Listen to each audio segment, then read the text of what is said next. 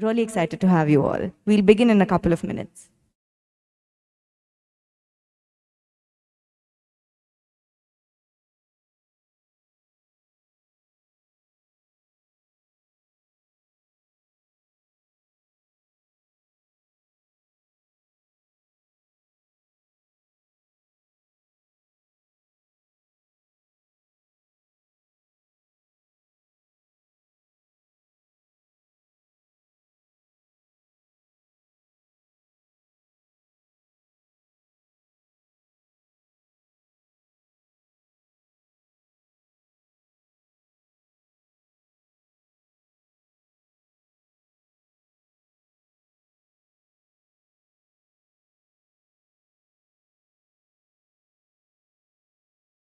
Ladies and gentlemen, namaste and a very, very, very warm welcome today. I am Natasha Doshi, the marketing head at Sapna, and I welcome you to a very, very special event on a very auspicious day. Today we gather for a much anticipated launch of Ramayanam Volume 1 by Dushyanth Sridhar ji. Thank you so much for coming here today.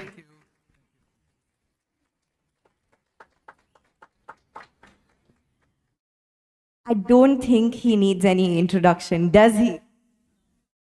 Come on, Bangalore. We can have a lot more energy than that. Do you think sir needs an introduction? I couldn't hear you. Do you think he needs an introduction? Can we give him an introduction? How loud of an applause can you give him? Can we give him an introduction from our side?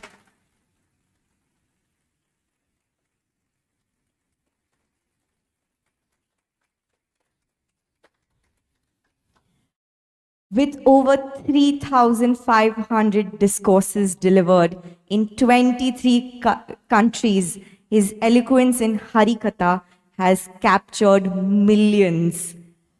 He shatters stereotypes by seamlessly blending English with popular lingo and making Indian scriptures accessible to all of us.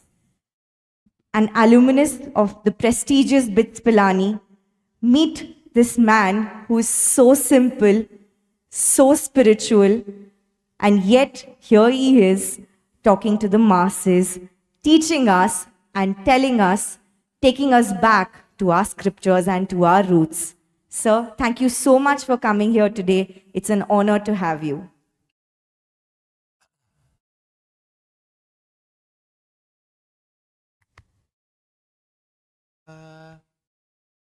Volume has to increase.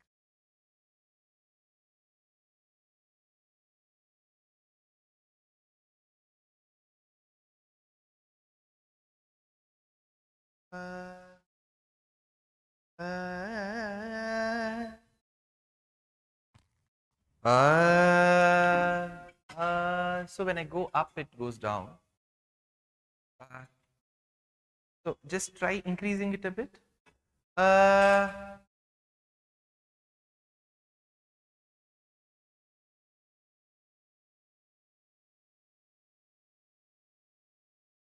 Ramachandram bhavayami Raghukulatилakam Upendram Ramachandram bhavayami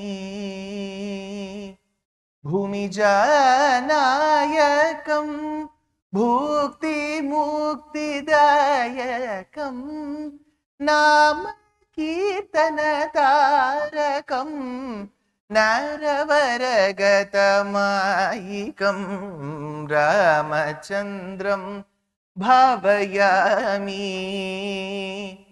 Saketanagare nivasantam samrajyaprada hanumantam rakenduvadanam bhagavantam ramaniya kalyana gunavantam kakutstam bhimantam kamalaksham shrimantam nakeshanutam naraguru viharantam ramachandram bhavayami.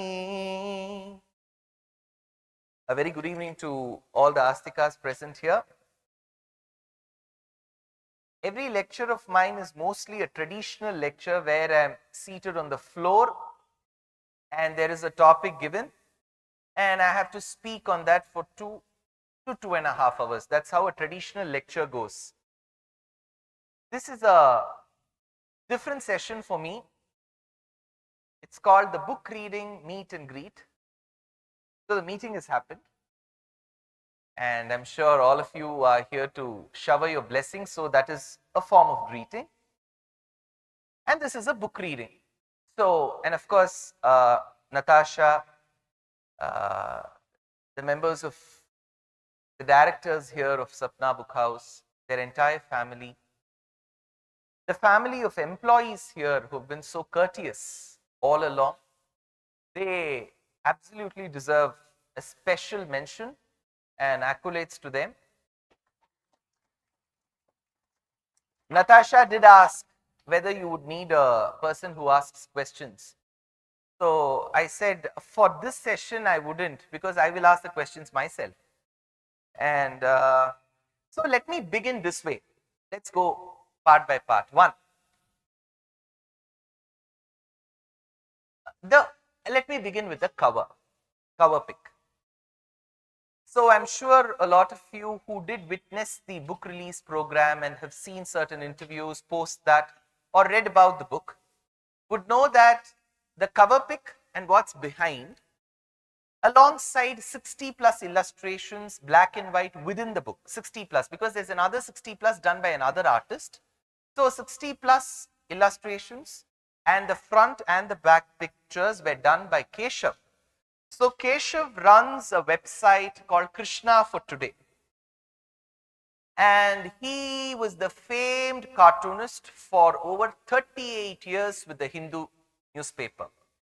And often it's assumed that if you are a cartoonist, whether you can draw proper pictures or whether you will have the right bent of mind. When I mean right here, whether you will be adhering to the scriptures or not if you're a cartoonist. So he is a wonderful cartoonist with immense knowledge in our scriptures. So I think I have to keep it this way so that I'm louder. Yeah, this is clear? Better? So Keshav did this front pic. Now what is the effect of this front pic?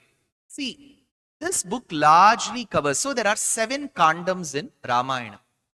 Balakandam, Ayodhya Kandam, Aranya Kandam, Kishkindha Kandam, Sundara Kandam, Yuddha Kandam, Uttara Kandam. So we have 7 kandams. Kanda is the better word, but we generally in the South Indian tradition, we add that im if there is a possibility to add.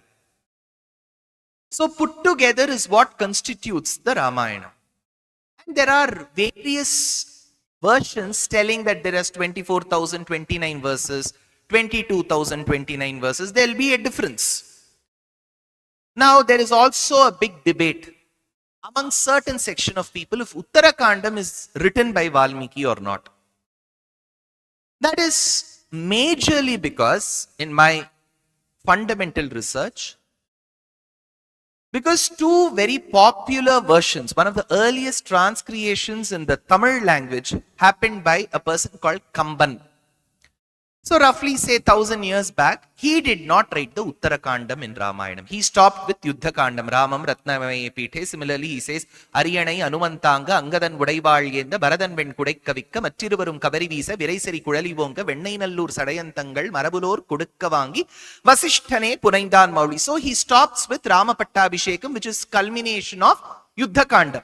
He doesn't talk about Uttarakandam. It is believed that Ottakputtar, another poet in the Tamil tradition, wrote the Uttarakandam. Same is the case with the very popular version north of the Vindhyas called the Ramcharitmanas by Goswami Tulsidas. In the last millennium, he was an amazing poet in the Awadh region, so he wrote in the Awadhi language, and he too stops with Yuddha Kandam. So when 2 popular poets have stopped, we assumed that, okay, Uttarakandam should have not happened. One reason. Second reason, people say, see, in Uttarakandam, the style of Sanskritam written by so-called Valmiki is different from little bit the style followed in the earlier Kandams. That's one another point. And third major point, now that we have lot of people across the spectrum questioning us, why did Rama abandon the pregnant Sita? Why did he kill Shambhuka? So the easiest way is to say that this Kandam itself is not there. Okay, so when you have uncomfortable questions asked, you majorly say that the Kandam never happened, it all stopped with Yuddha Kandam. But it is very tough to do that, I'll tell you why. Because Valmiki's Ramayanam is what is called Itihas, not Tulasidasa's or Kamban or Tunjattu Ramanuja Ezhuthachan's. Valmiki's Ramayanam is called Itihasam, which means as it happened, it was written. It is a work of history. It is a biography of some person's life. At the commencement of Ramayanam itself, Rama listens to Ramayanam from his very own sons called Lava and Kusha. If the banishment of Sita had not happened, why will the sons come as strangers and sing in front of Rama? Second thing, Valmiki's Ramayanam is the basis for all our acharyas, so much so that the essence of Valmiki's Ramayanam is what all the acharyas followed. So we have commentators commenting on Uttarakandam. Vedanta Deshika of the Sri Vaishnava tradition is Raghuvira Gadyam summarizing Uttarakandam. And Raghavendra Tirtha of the Madhva tradition in the Ramacharitra Manjari summarizing Uttarakandam. And there is an inscription in the Kanyakumari district, if I am right, of Rajendra Chola's time, 1000 years back, stating that this Raja is akin to Rama who killed a person who was doing tapas. So there is a mention of Shambhuka in the inscription as well. So we have overwhelming evidence to suggest that Uttarakandam is also a part of Ramayanam, whether you agree, whether you are uncomfortable, comfortable or not, that is the truth. That's said. Now comes the next question. When did Valmiki write the Ramayanam? Then I will go and explain the cover picture for you. We say it is history. We say it is biography. We say it was recorded as it happened. So when Rama was born, Valmiki should have written Rama was born. When Rama was married to Sita, he should have written Rama was married to Sita. When Rama went to the forest, he should have written Rama has gone to the forest. He didn't write it that way. See, when Rama goes to the forest, Dandakavanam, before that in Chitrakuta, Rama, Lakshmana and Sita end up meeting Valmiki. That time Valmiki was not writing the Ramayanam. Later, after Rama has come back to Ayodhya, after vanquishing Ravana in the battle, then having become the Raja, 2 years after his Pattabhishekam, when Sita becomes pregnant, she is around 35, Rama is around 41. That is when the banishment of Sita happens. Sita is escorted to the ashrama of Valmiki. Valmiki then understands that Rama, whom I met earlier, Rama, whom I know very popularly as per media reports, is the same Rama who has banished Sita to the forest. So he has doubts in his mind. He wonders, I thought there is one person who is a perfect person in this world called Rama. Even if he has banished his wife, then is there some person in the world who can be the fulcrum or the repository of all auspicious attributes? He has a lot of questions bothering him. That is when Narada Maharshi appears and Narada says, I will answer your questions, and says the same Rama whom you have doubted is the one who has got those auspicious attributes. Finally, when Valmiki is convinced, he says, what should I do now? Brahma appears and says, you have to record the biography of Rama. Now Rama is 41. What happened between 1 and 41? We don't know. That is when Brahma says, Rahasyam cha prakasham cha. Whatever happened in his life, known to the general public, and what happened privately, all that will be visible to your yogic vision and you will be able to write. Now we may have a question. So he did not write as it happened. He wrote it during the time of Rama, after the incidents. But is it true? Yes. Because after he composed, when he taught it to the children of Rama called Lava and Kusha, and Lava and Kusha had to go and speak before Rama. If something was wrong, Rama would have objected. He would have said, Ye galat hai, this didn't happen in my life. He didn't object. Which means Rama has given consent to his biography. So this work of Ramayanam written by Valmiki was given consent by Rama himself. So it is Itihasam. Now what is the point? Ramayana was therefore written when Sita was banished and Valmiki was in his ashramam. That is why this book begins with Uttarakanda. It doesn't begin with Balakandam. It begins with Uttarakandam. It's like the curious case of Benjamin Button. You trace the backwards. So now I'll come back to the cover pic. So Keshav drew this front pic. Now if you see, we have covered Uttarakandam, one part of Uttarakandam, I would say 35% of Uttarakandam, complete Balakandam, 100% Balakandam, 99% Ayodhya Kandam, 1% is left. I'll tell you why. So 99% of Ayodhya Kandam, 100% of Balakandam, 30 to 35% of Uttarakandam. I'm just giving you a rough number of Uttarakandam. Now we have covered that. Now the front pic has to bring the essence of all these three kandams. So that is where you have the cover pic that has Rama. What is Rama? He's very tall. See, now people ask me, why can't you keep Sita at Rama's height? You're a male chauvinist. You think that women can't grow taller. Nothing of that sort. See, let Sita be the same height as Rama. She's better in stature than Rama. I am from Sita's party.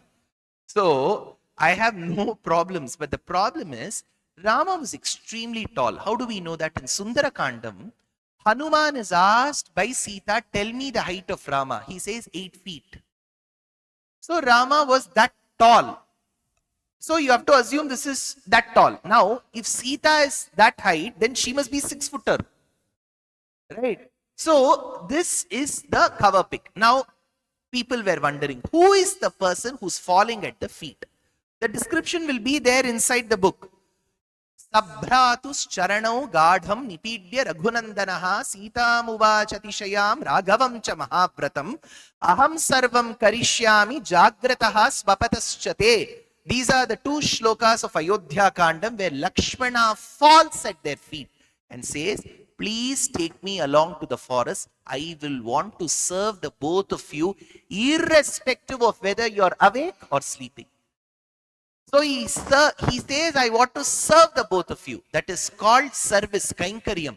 So the essence of Ramayanam is the brotherhood that they enjoy. See, when you come to Mahabharatam, it is the topsy-turvy. The brothers wanted to get Pandavas killed in a palace. It is all about the brothers and cousins fighting. Here, when Rama was accorded due respects and given the throne, and he was told he has to leave for the forest, had I been in Bharata's place, I would have accepted. Bharata said, no, I won't rule. Lakshmana said, no, even I won't rule, I want to serve. When Shatrughna was asked, Shatrughna said, see, if a product has been discarded by 3 people, the throne of Ayodhya has been discarded by Rama, Bharata and Lakshmana, why will I use that product?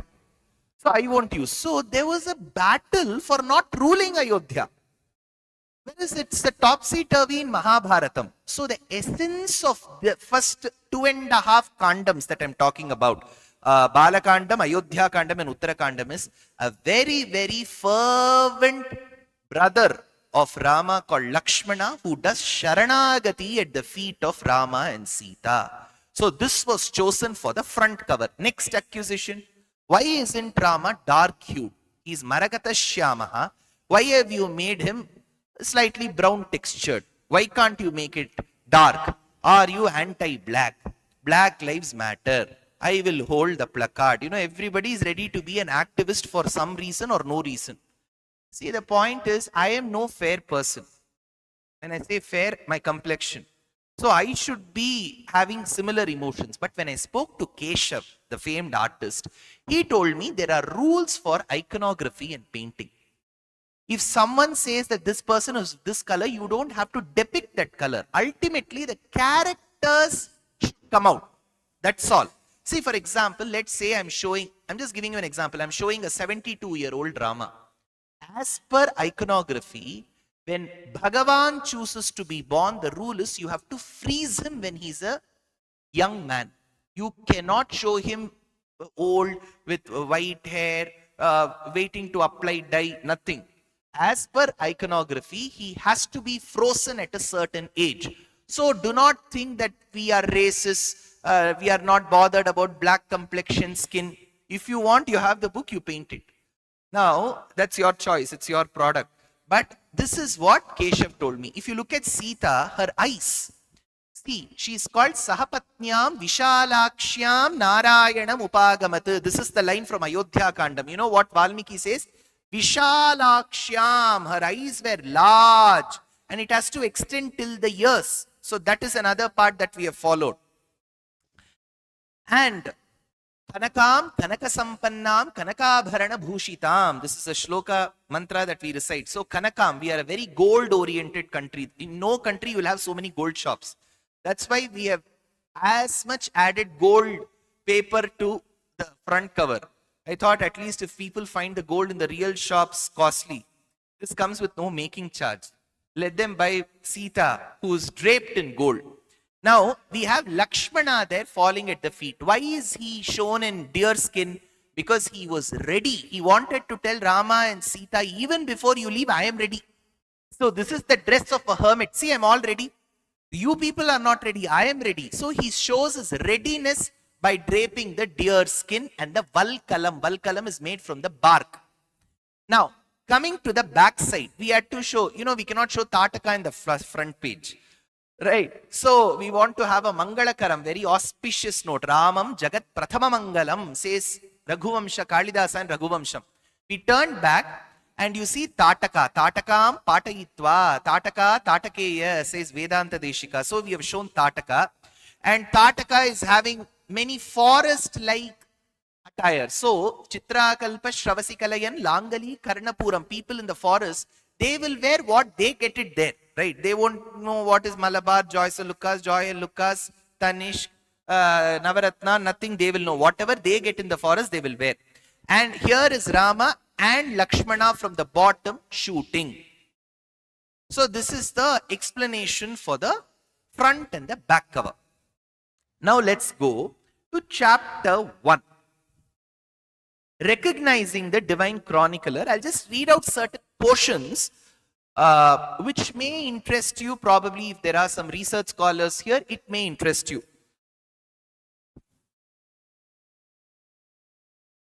So now if you see page 2 of chapter 1, it says, a Rakshaka interrupted their conversation hesitantly. See, I have tried to use as much as possible Sanskritam words and not try translating it because those words are beautiful. So a Rakshaka interrupted, and if you see the Sanskrit words, they will carry, all of them will carry diacritical marks. So you will know the exact pronunciation, whether it is Rakshaka or Rakshasa. Ra, that above A you will get that line for Rakshasa. So Rakshaka interrupted their conversation hesitantly and announced that Vasishtha's Sishya had arrived and sought an audience with the Raja. Instantly, Rama, the one who always treated well-read persons honorably. See, every word has been chosen carefully from the commentaries in Sanskrit. Because it is said that Rama was extremely respectful towards well-read people.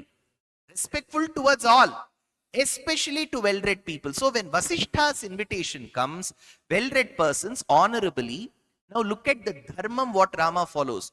Rose from his seat. See, you may be wondering, why should I write all this? Rose from his seat. A child who reads it should know that when an elderly person comes, you rise from your seat. Rose from his seat and greeted his guest because Atithi Devo Bhava. He inquired of the Rishi Dampati. I didn't say hermit couple because I thought Rishi has a better meaning than a hermit. Hermit is just a forest stayer, whereas a Rishi means a person who's able to see the mantra through his eyes. Mantra drashta iti Rishi. So Rishi Dampati. I somehow find the word Dampati more beautiful than the word couple. So Rishi Dampati, and requested the reason for his visit. The Sishya of Vasishtha read aloud the Rishi Dampati's message to Rama from the letter. You are blessed to have Sita as your wife. She is treated as the daughter of Bhumi and is the source of delight to her father Janaka, who treats joy and sorrow unequivocally. Why? See, in Bhagavad Gita, Krishna explains to Arjuna. He says, Labha labhau jaya jayo. See, Arjuna, you will reach that state of mind only when you treat victory and defeat on the same plate. Today, you're told by your supervisor that you have done extremely well, so you will get a promotion. Tomorrow, it may so happen that you may get a pink slip. You should be able to treat, many people who lose jobs. They'll say, sir, last month I got promotion and I got increment. How did they send me out? Labha labhau jaya jayau. You should learn to treat that promotion and your dismissal on the same plate. Very tough for us. That is why we are not Janaka. Whereas Krishna says, Arjuna, there was a person called Janaka who was very good like this. He used to treat both sorrow and joy unequivocally. So that is why when Hanuman asks Sita, he wants to confirm if it is Sita in Sundarakandam. He asks, Madam, who are you? You know what she says? Snusha Dasharathasyaham. I am the daughter-in-law of Dasharatha. Tatha Janaka Nandini. I am the daughter of Janaka. Then finally she says, I am wife of Rama. She tells in that order, which means she is very proud of her father-in-law. She is very proud of her father. Thereby she is happy with her husband as well. So she says, I am very proud to be Janaki. That is why Arundhati says, she is treated as the daughter of Bhumi. If you remember, at 7:6 after Natasha introduced, I sang Ramachandram Bhavayami. It says, Bhumija Nayakam, the one who is the beloved of Bhumija, daughter of Mother Earth. So she says, daughter of Bhumi, and is the source of delight to her father Janaka, who treats joy and sorrow unequivocally. She is the daughter-in-law of Surya Vamsha that is renowned for its contribution to the society at large. And yes, I am her spiritual advisor. With Sita by your side, satisfy your subjects, for that is the matchless treasure handed over to you in your Vamsha. This is the message sent by Vasishtha and Arundhati. Now if you see, you will see a painting there. Can you see that painting? Where Sita is being held by Rama, and you see some paintings on the wall. This is not from Valmiki Ramayanam. This is from a work called as Uttara Rama Charitram by Bhavabhuti. Bhavabhuti was a great Sanskrit poet, and say 1500 years back, he wrote a work called Uttara Rama Charitram. For Uttarakandam, he wrote one kavyam. He says that one day Rama had commissioned a project. Important incidents from his life have to be painted on the walls. So Rama and Sita hold their hands, and Sita, if I'll read out that paragraph, you will know. Rama held Sita's hand and led her to the gallery of paintings depicting the events of their life together as a couple. Page 3. She looked at each one of them in awe, especially the one where a little Rama with an elephant-like gait was running towards the welcoming arms of his father. What have I said? Elephant-like gait. That was very popular with the recent Sanjay Leela Bhansali's movement, where you said Gajagamini, how Gaja walks. Correct. Now, men also have Gajasimha Gati Viro Shardula Vrishabhopamau, like how a Gaja walks. If you see Pallava architecture, there is something called Gaja Prishtham. Some of the Garbhagrahas will be like the back of an elephant. It's called Gaja Prishtham. And if you have known a city called as Chennai, the capital of Tamil Nadu, 55 kilometers from the capital is a place called Mamallapuram or Mahabalipuram. Mahabalipuram will have a place called as a Pancharatha, sculpted between the 7th and the 8th century by the Pallavas. There you will see 5 chariots. When I say 5 chariots, 5 houses which are akin to 5 Pandavas. There is one for Draupadi.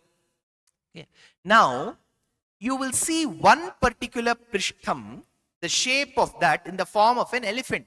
Now, how will people know that this is Gaja Prishtham? That is why when you search for Mahabalipuram, you will find one elephant next to that. So that elephant tells the people this is Gaja Prishtham. Now, why did I say that Rama walks like an elephant? Because in Mahabharatam Vanaparva, there is a line. Matta Matanga Gaminam. Rama used to walk like the elephant. So I have taken that elephant like gait from Mahabharata's Vanaparva and placed it here. So that is why she says, Rama with an elephant like gait was running towards the welcoming arms of his father who loved him more than anybody else. While on the one hand, she frowned at the fierce-eyed Shurpanakha advancing towards Rama. Now you are able to relate. So important incidents of their life they have commissioned for painting, and Rama and Sita are reminiscing their past. So they are telling, see here, this is what happened. See, that is what happened. This is exactly from Uttara Ramacharitam. That is when she frowned at the fierce-eyed Shurpanakha advancing towards Rama. On the other, she laughed at the painting of Hanuman who played several pranks to keep the Rakshasas of Lanka on their toes.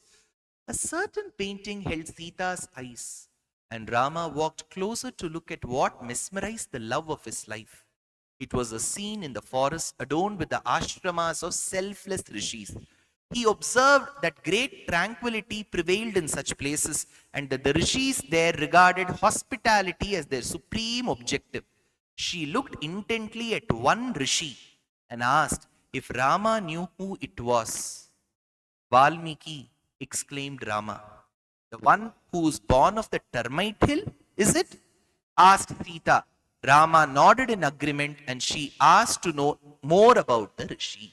So now, even before she is banished to the forest, Bhavabhuti says she had an inclination to stay in the forest.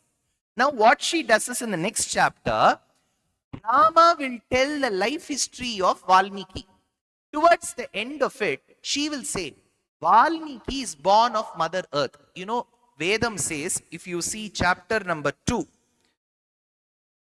page number 7, you see the footnote, it is written Taittiriya Brahmana 1.1.3, because that Taittiriya Brahmanam says, Valmiko, the anthill that you see above the earth, is Shruti, are the years of Mother Earth. Since he was doing tapas inside a Valmikam, he arose from it, he was called Valmiki. He arose from Bhuma Devi's ear, so he is regarded as Bhumi's son. Sita was spotted on Mother Earth, so she is regarded as the daughter of Mother Earth. So, daughter of Mother Earth, Sita. Son of Mother Earth, Valmiki. So, they are in a way brothers and sisters. So, during your pregnancy period, you may want to go visit your parents' place. That is why she went for delivery to Valmiki's ashramam, says Bhavabhuti. So, that has been inserted here. Now, do you see page number 6, for example? Little did Harith realize and continued meditating on Rama, Brahma. Can you see the spelling of Brahma? What is it written? B-R-A-M-H-A. You take up any book, it will be written B-R-A-H-M-A. But there is a technical problem here. This is not an English word. It's a word in Sanskritam. In Sanskritam, just close your eyes and say, is it Brahma or Brahma? Then why do we write it as B-R-A-H? Is my question understandable first? I will give you the answer later. If it is Brahma, B-R-A-H-M-A. It is B-R-A-M-H-A is what we pronounce. Brahmana, Brahma, Brahmam. That's how we say. We don't say Brahma, Brahmana, Brahmam. We don't say. Then why do we do that? See, there is a problem here. In Sanskritam, the last sound, what is it? For example, let's take Yara, Lava, Sha, Sha, Sa, Ha, Ha. You cut Ha into two halves. And then you take half of Ma. So, half of Ha, half of Ma when you attach. Ha comes first, Ma comes later. So, as per the rule in pronunciation, you have to pronounce Ha first and Ma later. Then how will it be? Brahma. Correct. But Panini says, in case the sound comes from the epiglottis, Brahma, then he says, don't strain, reverse the pronunciation. So he says, say Brahma, your epiglottis will not, Brahma. Brahma comes here. So you have to reverse. So in Sanskritam, it is written as ha first, ma later, but pronounced as Brahma. Correct. Whereas in English, you have to write it as B-R-A-M. See, for example, let's take the word philosophy. How does it begin? Which letter? But how do we pronounce? Philosophy. Fa. Correct. Suppose you write the word philosophy in Hindi. Will you begin with pa or fa? Fa. So, if the pronunciation in Sanskritam is Brahma, in English you should write it as Brahma, not Brahma. The rule of Panini is for Sanskritam, not for English. You're able to get that. Somehow all books they will write B-R-A-H, B-R-A-H, B-R-A-H, because we all believe in the computer, because that will translate what it is given. It doesn't know Panini's rule. So that's why throughout the book you will find it as B-R-A-M. Because some of them said, sir, there is a spelling mistake. I asked where. They said Brahma. Yeah, I said you come to Sapna book house. So now I will take you through.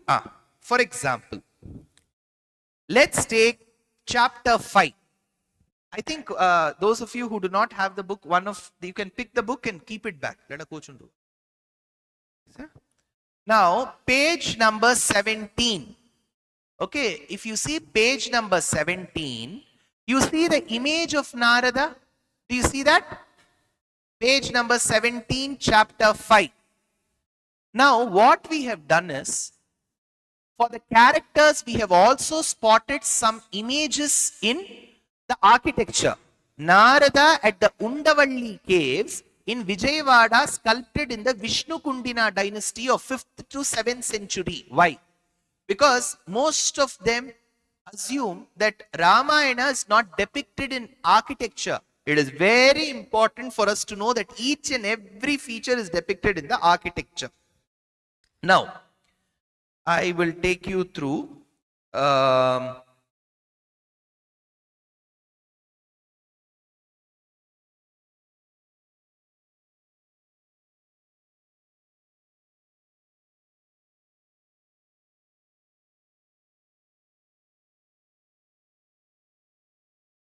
okay, chapter 7. Brahma looked at a petrified Valmiki who said, "O Brahma, the most respected one, what should I do?" Brahma replied, "You need to write the biography of Rama in great detail, omitting nothing." See, that is very important for us. When a biography is written, both plus and minus should be written. Even gray areas should be covered. See, had Valmiki known about the people who ask plethora of questions, he could have avoided Agni Pariksha, he could have avoided Vali's death, all that he could have avoided and painted a very nice picture. But he is very true to Satyam and writes whatever. That is why Brahma says, omitting nothing. I shall bless you with the ability to see every incident in Rama's life as if you were seeing it in person. No word of yours shall be untrue. As long as the mountains survive and the rivers flow, your work shall exist. This is the shloka called, can anyone say? As long as the mountains exist and as long as the rivers flow. This year Kaveri flowed. Okay. He says your work shall exist. This is a shloka called Yavat sthasyanti girayaha saritascha mahitale tavad ramayana katha lokeshu pracharishyati. Exact use of this. Why am I telling this is, certain places have used my creativity, harmless creativity. Other places have adhered to the original. So, next is the same chapter. If you see the image below, Brahma directs Valmiki to compose the Ramayanam in Bantai Chamar temple, Cambodia, sculpted in the Khmer dynasty. So this image of Valmiki, Brahma telling Valmiki is found in Cambodia. So that has also been done by Upasana, this particular drawing. Now, now coming to the last paragraph of this chapter, page 27. Narada entered the ashrama with his veena and a small wooden box. Valmiki welcomed him and offered a seat. He asked, "O Rishi, what are you carrying in this box?" Narada said, that he was carrying the Shalagrama. This is not there in Valmiki Ramayanam. I'll tell you why I added that. To be worshipped every day, and mentioned that he would be in Valmiki's ashrama for two reasons. Now, as per original Valmiki Ramayanam, Narada comes, clears Valmiki's doubts, and he leaves. Whereas I have not let Narada leave. Throughout my book, Narada will be there, because what I have done is, when Valmiki writes the Ramayanam, Narada is next to him. Whatever questions people ask of Ramayanam, Narada will ask. And Valmiki will answer. Because I should not get out of the book. I should stay within the book. So I have forcefully made Narada stay in that ashramam till I complete the second volume. He will not go out anywhere slowly, because he's a Triloka Sanchari. He's a marketing person. He will not stay in one place. But I have made him stay. So for him now it's work from home. Now see, and mentioned that he would be in Valmiki's ashrama for two reasons. One, to listen to the great work Ramayana being composed, and secondly, to be of moral support to Sita. Somehow I feel very, very soft towards Sita. So I want people to always see, when you are in your troubled times, when nice people say calm words around you, you will always like it. So I wanted Valmiki, Narada, many people to be around Sita during her troubled times, because she's been pregnant and she's been banished. So I want somebody to be with her. So I've made Narada stay there. Why? Because he has already done this in the past. Can someone tell me where? Very good. For Hiranyakashipu's wife Prahlada, when Kayadhu was pregnant, he offered asylum. So he's already used to this gestation period, what folic tablets to give, all that he knows. So he knows the real cuisine. So Narada asked Valmiki to begin his work. Read that line carefully. By praying to his family murti. What is family murti? Kuladeivam, Kuladevata. Who is it? What have I written? Jaladhi Varna. Sir, what is this, sir? Jaladhi Varna. See, the Tamil culture in the Sangam literature establishes a very strong connection of Valmiki with the Tamil land. It says that in Bogar 7000, there is a work in the classical Tamil literature written 2000 years back called Bogar Elayiram. There is a verse that the one who wrote Ramayanam, called Valmiki, in the north visited Tamil Nadu, stayed in Chennai. I'm talking in the Tamil literature, of not a work written now, 2000 years back. There he says that Valmiki stayed in Chennai. He worshipped his family deity called Jaladhi Varna, today called Neervannan. It's called Thiruneermalai. So Valmiki's Kuladevata from the north was worshipped here. And there is another place where he worshipped Shiva. It's called Thiruvalmikiyur, Thiruvanmiyur. We call it in Chennai. Marundishwarar. So very important that Valmiki has to come to Tamil Nadu. Otherwise, there are so many verses where he describes South Indian culture. I'll tell you how. See, very fortunate I am, I'll tell you, that I have my acharyas who have given me knowledge of the Sanskritam literature and the Tamil literature. Very important to understand, because Tamil literature is very old. Purananur is around 500 BCE, 2500 years back, and there is reference to Ramayanam there. So Tamil culture had strong connects. I should have been telling this somewhere in the core of Chennai. The political heat would have gone up. Ramayanam was very much connected to the Tamil culture. Now, I will take you through another part.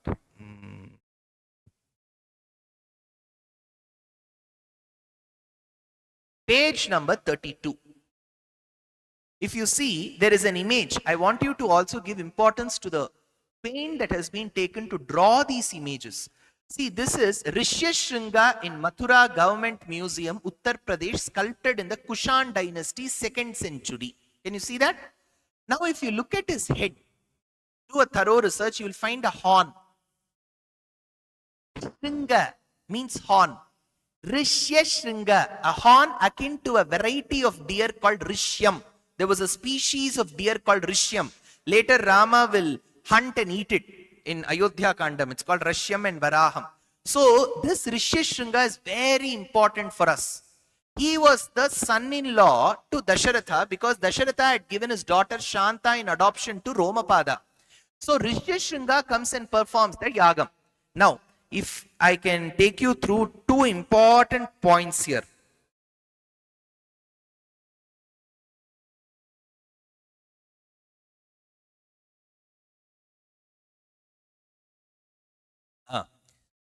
So, page number 35. You may think this is a minor detail. For me, I thought it was a very important one.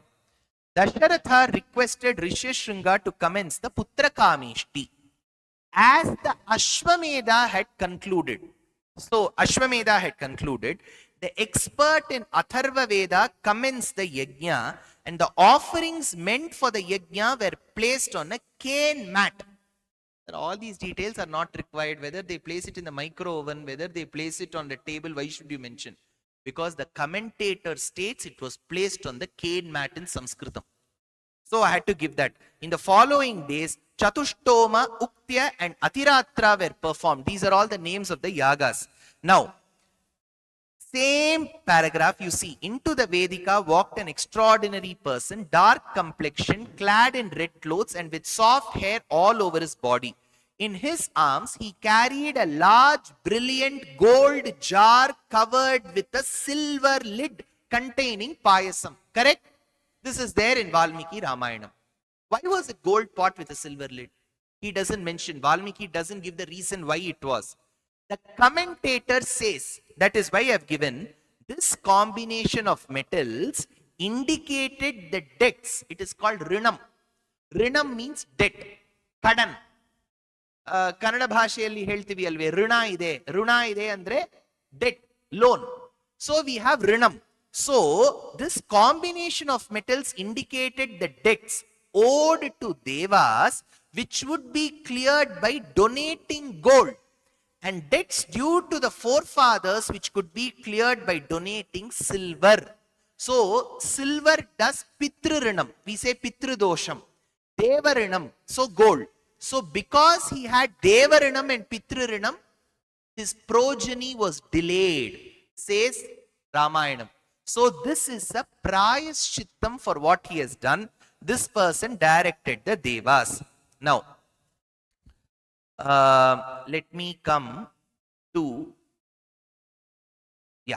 page number 40. I think this will interest you all. Valmiki gives you the exact details of when Rama was born. He says, Tatascha dvadashe mase chaitre navamike tithau. It was the month of Chaitra. It was the nakshatram called Punarvasu. 5 grahas were at the exalted state. Pancha grahas were in the exalted state. In the Lagna, I don't know how many of you know Jatakam. In the Lagna, there were 2 grahas, Chandra and Vakpati, Brihaspati. That Sol is mentioned. Now, what I did was I went into the commentaries where the commentators in Sanskritam have said what his horoscope says. So I have included that in a small creative form where Dasharatha goes to Vasishta and says, please predict my son's life. So now I will read out the paragraph. Born in the month of Chaitra, he will be eloquent. If you are born in the Chitra month, which is around the mid of April to mid of May for one calendar, or the entire April month, you will be very eloquent. He will bring happiness to his relatives and will walk with his head straight. Born on Navami, the 9th day from Amavasya. So what fortnight is it? Shukla Paksham. Krishna was born in Krishna Paksham. So that is why 9th day from Amavasya, he will be famous, powerful and unfazed by the strongest of enemies.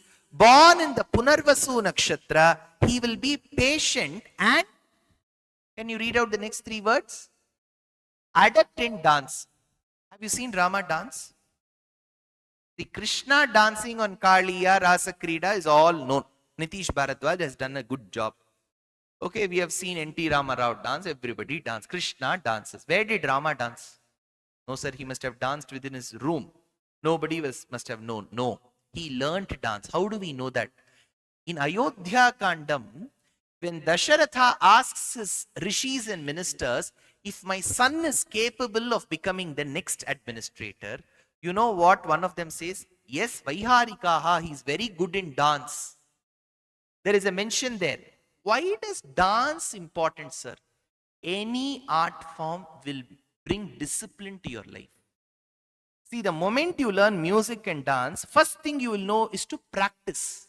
Because music will just be volatile if you don't practice. They call it riyaz in the north. We say sadhana in the south. Sadhakam we have to do. Morning you have to wake up and sing. Dance you have to practice. You have to do that aramandi. You have to sit and do. You have to be in form. Dance and music makes one very disciplined.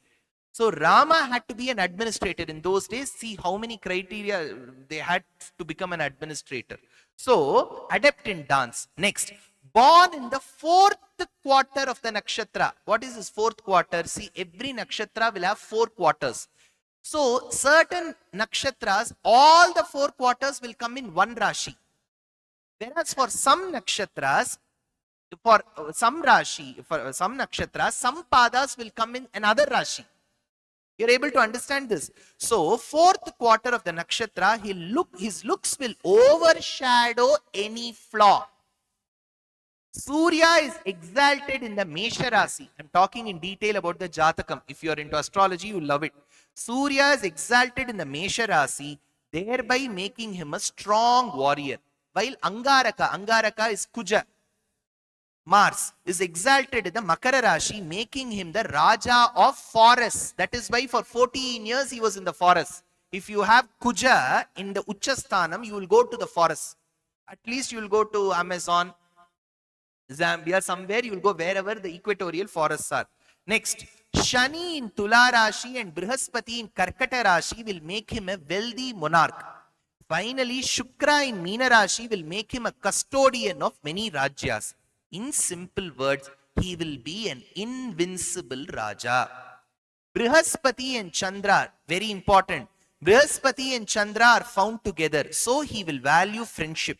Ketu is the neighbor to Brihaspati and Chandra. Rama will narrow escape the Kemadruma Yoga that is known to cause calamities. The only worry I see, who is saying this? Vasishtha. The only worry, to whom? To father. The moment he was born, he says, the only worry I see is the separation from his wife, as Angaraka is exalted in the 7th house. In Jatakam, if Angaraka is exalted, there will be separation. From the Karkata. Now look at what I have written after that. Dasharatha's face glowed when he heard that his son would be invincible, but dimmed when the Rishi hinted at a familial separation. So this is not there in Valmiki Ramayanam. This is there in the commentary to the Ramayanam in Sanskritam. Given the current state of society we are, I'm sure none of them will read those Sanskrit commentaries. That is why I wanted to bring it in the English book. Now,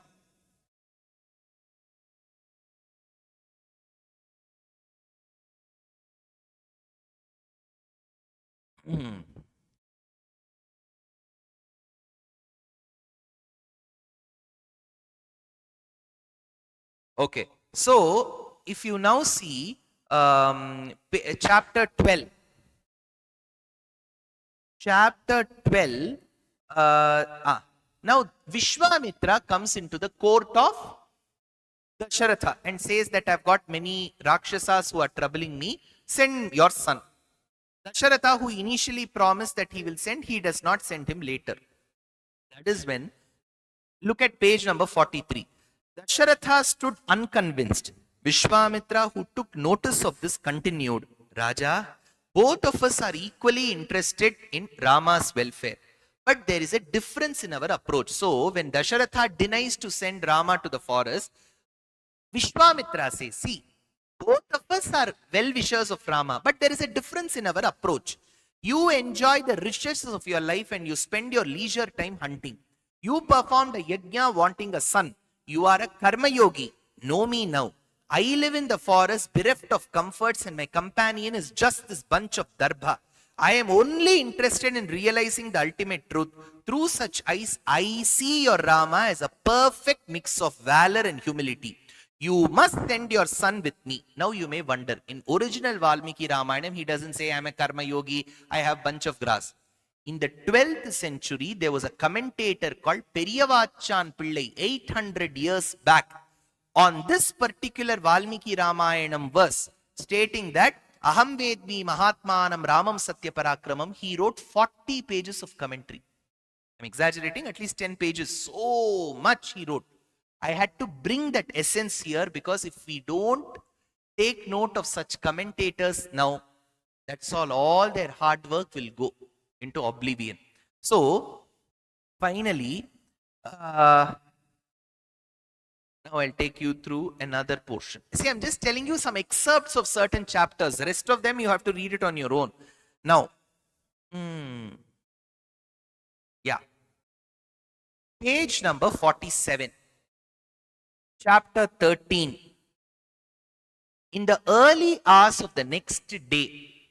Okay, can you see the penultimate paragraph? In the early hours of the next day, Lakshmana rose from the bed of grass and rushed to Sarayu for a bath. In the meantime, Vishwamitra went near Rama and said, Rama, fortunate is Kaushalya to have begotten such an obedient son as you. You are born into Surya Vamsha and hence you need to rise before Surya to perform duties ordained by the Smritis. Your actions will be the guiding light to the rest of the world. Wake up. Can you tell me which shloka is this? Very good. Kausalya Suprajarama Purva Sandhya Pravartate Uttishta Narashardula Kartavyam Daivamanhikam. People, the moment I told this, one Brihaspati came and told me, Sir, you have taken from Venkatesha Suprabhatam. I said, this shloka is in Valmiki Ramayanam. The composer of Venkatesha Suprabhatam took this shloka from Valmiki Ramayanam, kept it first, and then started composing Uttishta, Uttishta Govinda, Uttishta Garudadhvaja, Uttishta Kamala Kanta Trailokyam Mangalam Kuru, Matas Samasta Jagatam Madhukaita Bhare, Vaksho Viharini Manohara Divya Murte. All this is the poet's composition. This verse is from Valmiki Ramayanam. While Rama's eyes opened a little, the Rishi was captivated by Rama's eyes like a Ritvik who gazes at a black bee wandering inside a lotus. Now, can you see a black bee? Imagine there is a flower. It is yet to bloom because sun's rays have not fallen. The bumblebee which is caught will be going like this. When you open your eyes as well, there is a movement. That is why Andal says, Sengan chirichirude yemmel viliyavo. Using that line, I have used a black bee wandering inside a lotus, which is to blossom in the early hours of a day. He continued, Rama, you look adorable while sleeping. I would now like to see your face blossom. Wake up. You are the tiger amongst men. Tiger amongst men, what is the word? Narashardula. Shardula means tiger. Next, you have the duty of protecting my yajna besides carrying out your routine. I am fortunate that the beneficiary of my yajna will be its protector as well. Every day I offer arghya looking at Surya, to whom the supreme Narayana is the Antaryami. And today I see an opportunity to offer arghya to you instead, because Narayana is you, Rama. So wake up so that I do my Sandhya Vandanam in the morning. This is what the commentator writes. Now, I'll take you through a few other portions. Now, this is all Vishwamitra's journey. Vishwamitra will come for many, many chapters with us.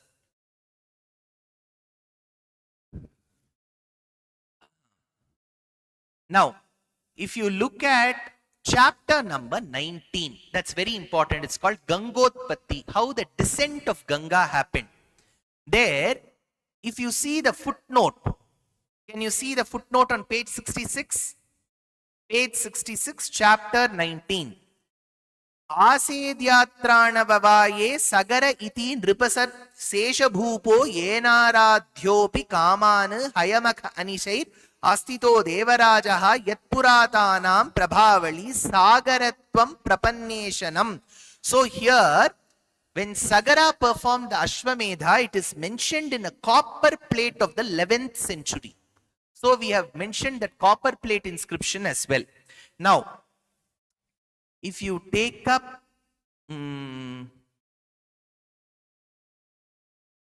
page number 70. Can you see page number 70? Can you see one lady with the pot? Yes. Who is that lady? How do you know? It's written, sir. Why ain't, sir? It is written properly as Ganga.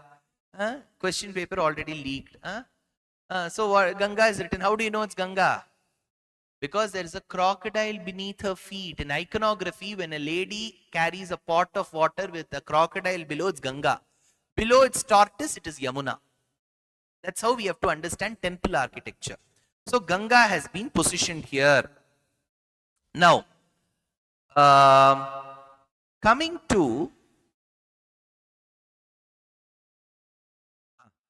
so who was Ahalya? What was she in the form of? So, very good. See, Valmiki doesn't use the word stone. See, logically also it is a bit tough because I curse someone, let them not be happy, this and that. But if I say I have to turn you into stone, then the entire material body with the Jivatma has to become a stone. See, it's very easy to do on VFX. Please, anybody can do it on animation, but in real life, if I say stone, immediately that becomes a stone. What will happen to the Jivatma within?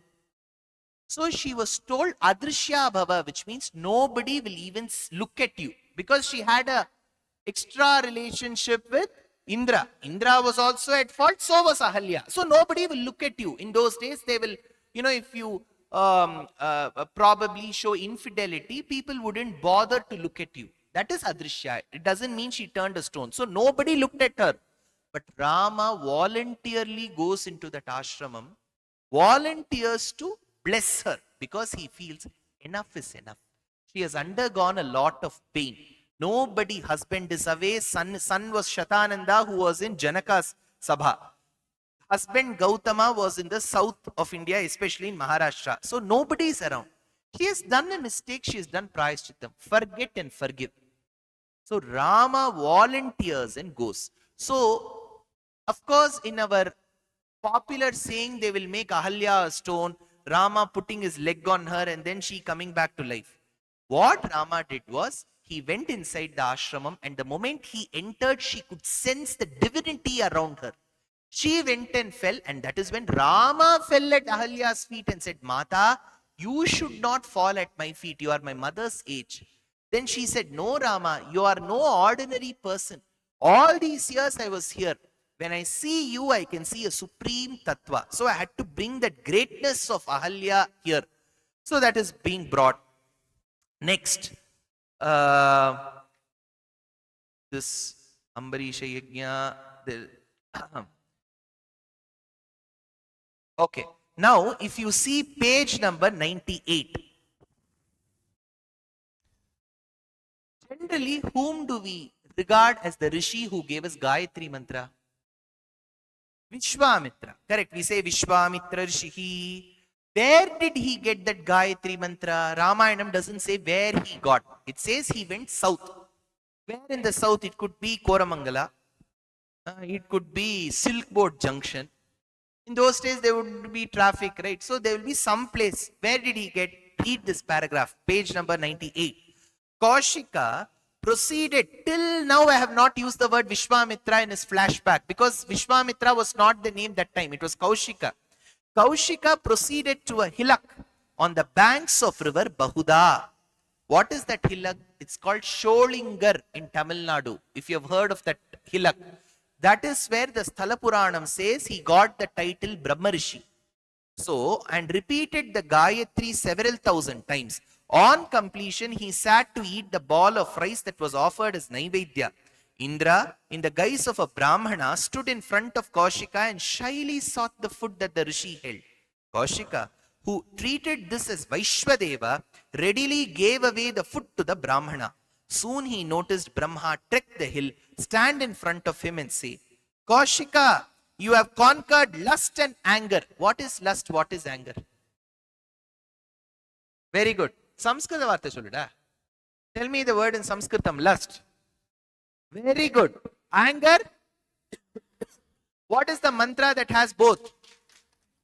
Kama and Krodha. Very good. We had Yajurupa karma, right? Kamo akarishit, manyurakarishit. Only when you win this, you get Gayatri. That is why Brahma says, you have won over, you have conquered your lust and anger. Your dhyana is pristine now. You will live a long life.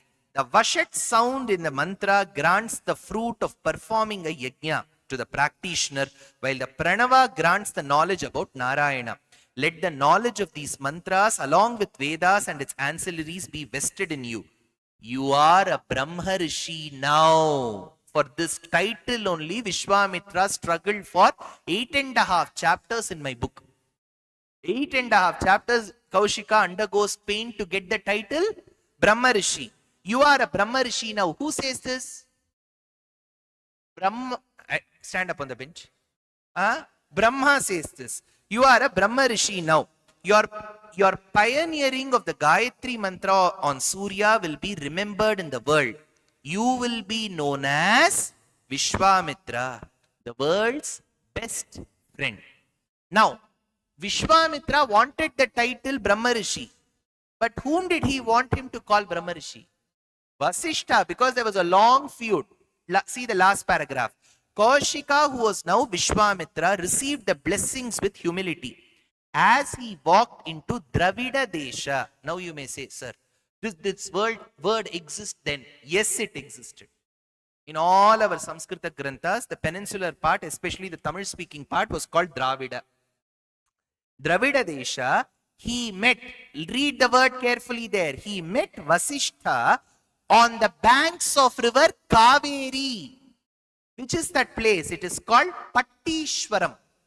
Very close to Kumbhakonam, there is a place called Pattishwaram. The Sthala Purana says, after getting Brahma Rishi title, Vishwamitra came here and met with Vasishtha, where Vasishtha said, you are also a Brahma Rishi.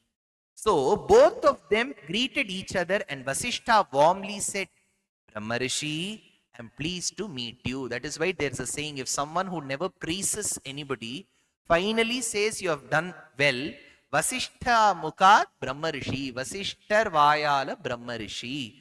The long drawn feud of many decades finally came to its end. Now, let us look at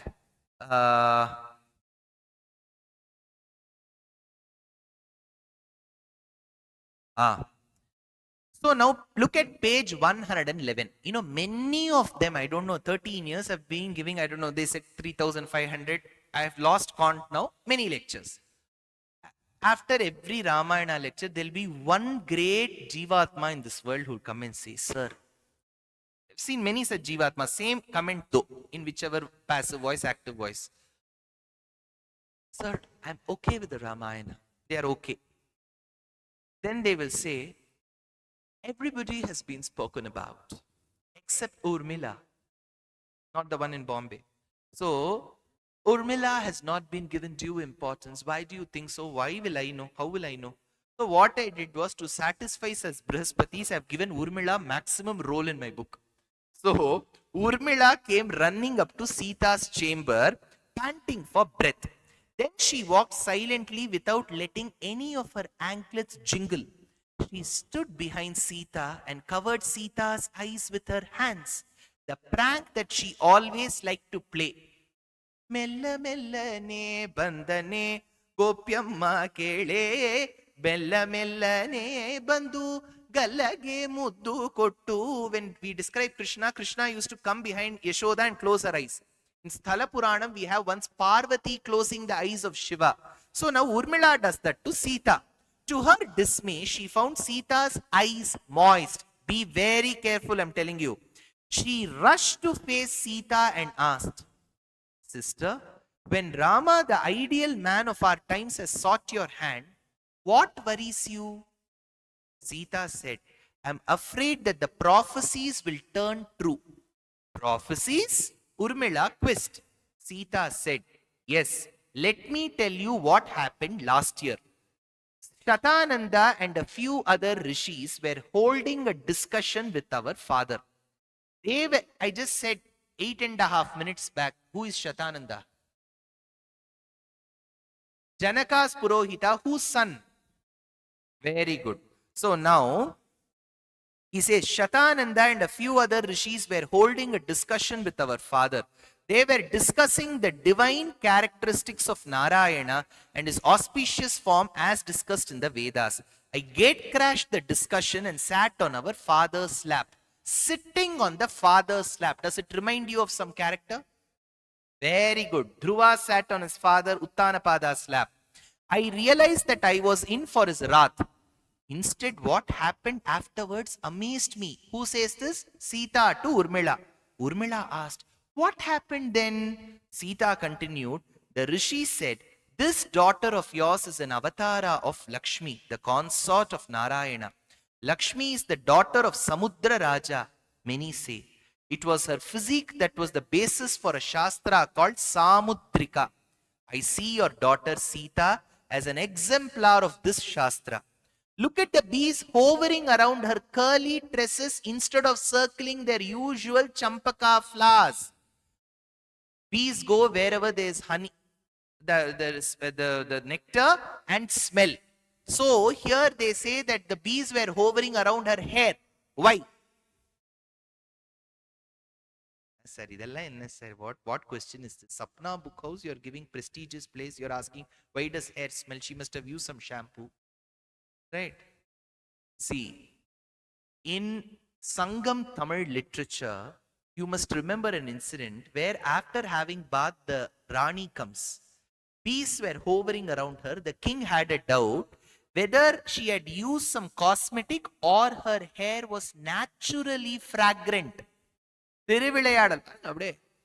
that is when it is concluded, for women, hair has a natural fragrance.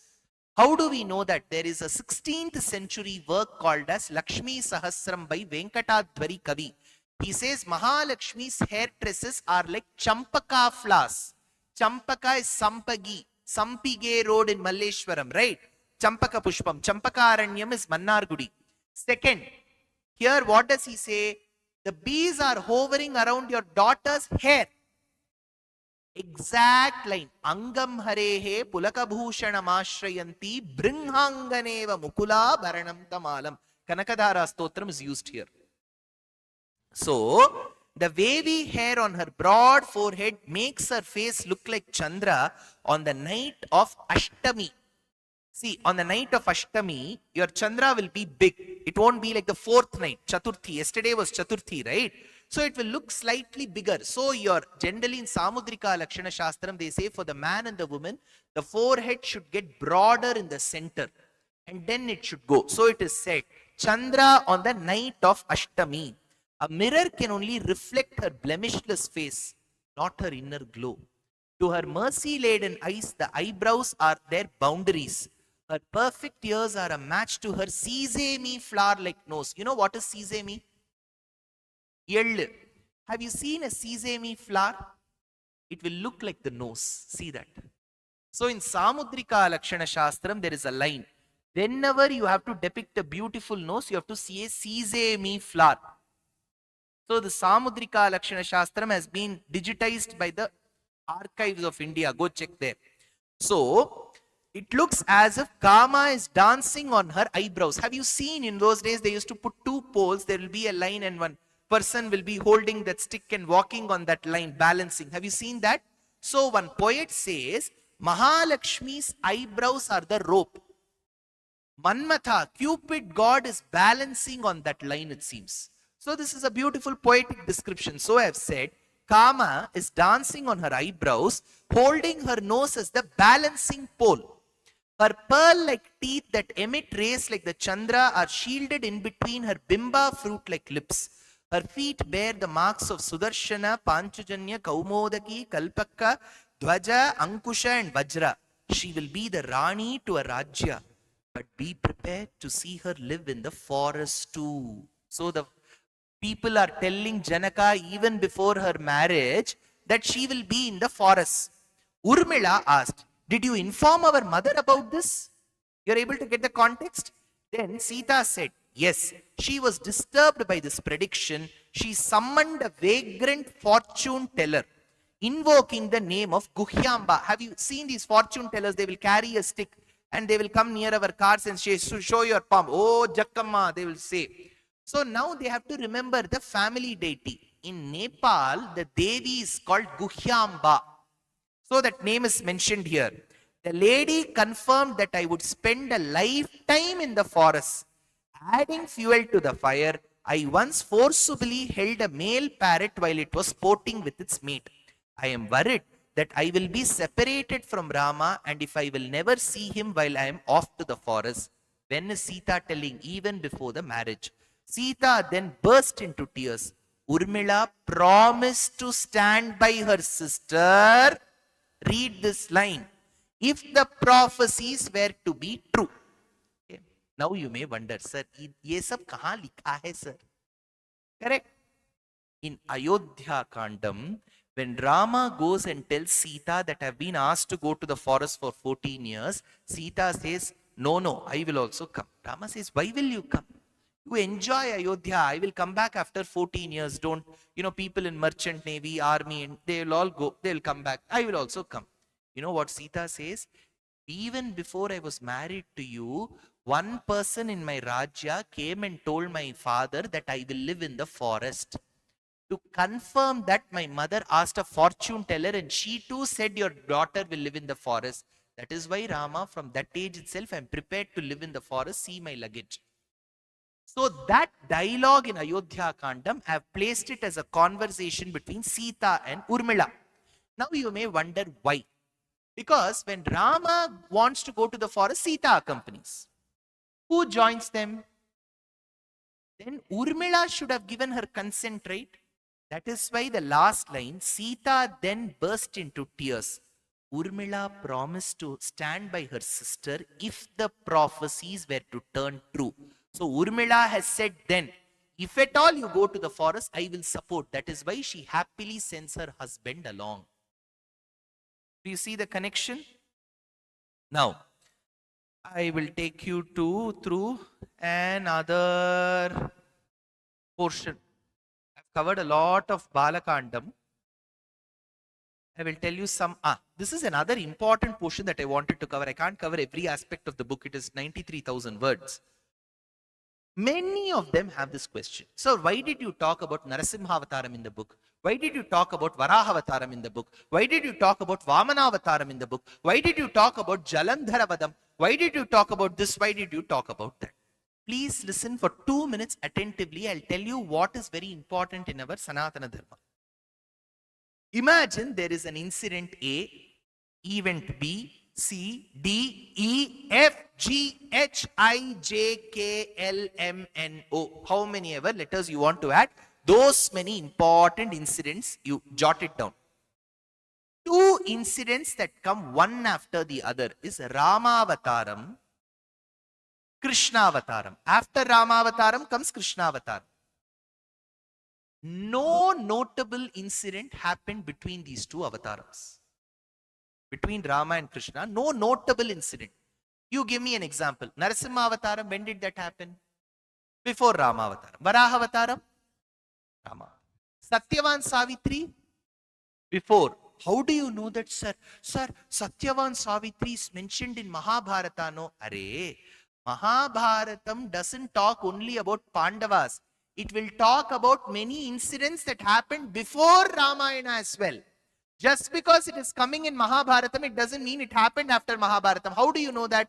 Because in Sundarakandam, when Sita talks to Hanuman, before that she says, Dinova Rajya Hinova, am I not as devoted as Savitri was to Satyavan, as Damayanti was to Nala? So Nala Damayanti Charitram, Savitri Satyavan Charitram, Garuda's life history, Jalandharavadam, Gajasuravadam, Lingodbhava, Bhikshatana of Lord Shiva, then Matsya, Kurma, Varaha, Nrisimha, Vamana, Parashurama, everything happened before Rama. You're able to get that point. What happened after Rama, before Krishna? Nothing. You tell me any incident. No incident happened. Notable incident. Now don't tell me that one Raja called Prasenjit lived. All that doesn't matter. No notable incident happened. And in Ramayanam, whenever they make reference, if Sita was abducted by Ravana, you know what they will say? Like how Vedas were retrieved by Matsyavatara, Sita will be brought back. Now imagine a student reads that book. Like how Vedas were retrieved by Matsya. This boy doesn't know Matsya, neither does he know that the Vedas were lost. So what he has to do, then he has to buy 2 more volumes in Sapna book house, corner shelf, Bhagavata Purana. Then while reading Bhagavata Purana, there is one mention of a rishi called Chavana and Sukanya. To know more about them, he has to buy the 11-volume book in that end, second floor, by M.N. Dutt. That is 12,000 rupees. Now, for reading one Ramayana and references, he has to read the other stories and buy 25 books. So that has been narrated in this book so that you don't have to go to another book. That is why that has been mentioned here. Now, okay, I will take you. Something controversial should be there, right? Otherwise, I won't like it. So, I will take you through some. This is very interesting.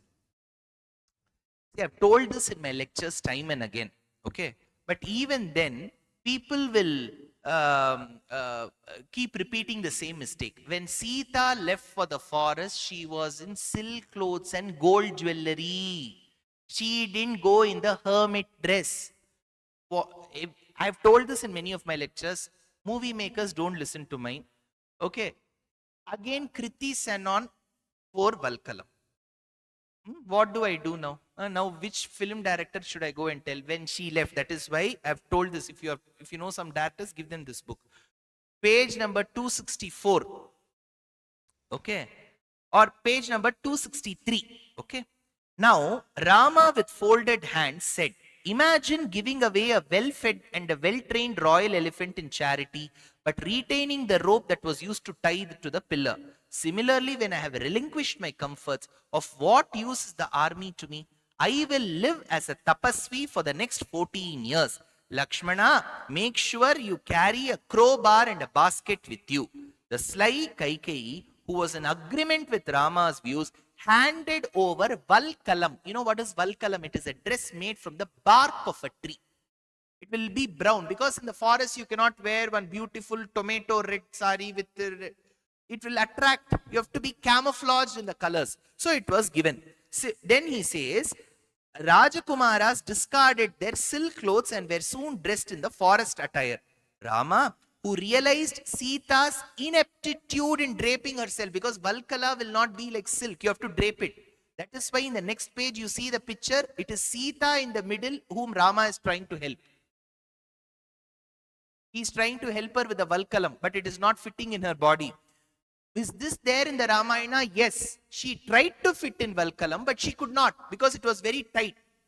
As Sita was struggling to hold the Valkala tight, Vasishtha entered the apartment. He was appalled to behold the sight in front of him. He said, what am I seeing in front of me? Is this Sita, the dear daughter of Janaka? It is only Rama who has been exiled, not Sita. There is a Shruti injunction that says that a man's half is his wife, as they complement each other. Thus, Sita has every right to rule Ayodhya. Bharata and Shatrughna will follow Rama's path to the forest. So will the Praja too. The forest where Rama shall reside with his Praja will turn into Ayodhya. Looking at Vasishtha, Dasharatha said, you will know that our Praja in the recent days had expressed concerns about the widespread flowering in bamboo plants. See, these are all called nimittams. Even Chinese treat this very important. When bamboo plants start showing some rise, it means something bad will happen to the world. So that is why he mentions here widespread flowering in bamboo plants.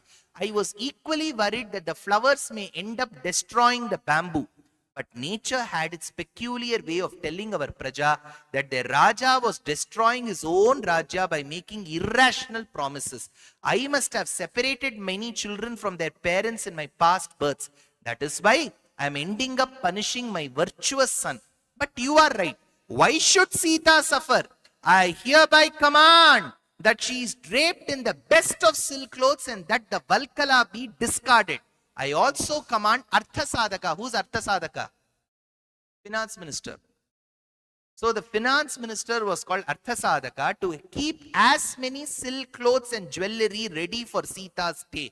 So throughout the 14 years, Sita wore a beautiful Kanchipuram, red border, Banarasi brocade.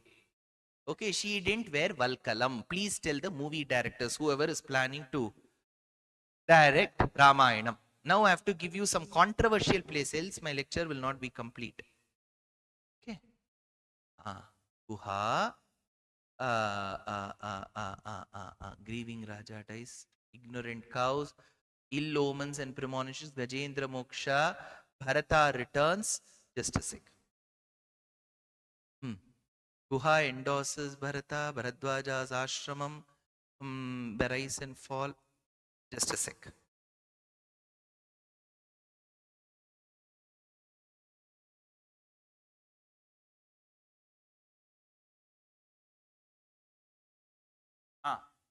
Now, take this particular portion.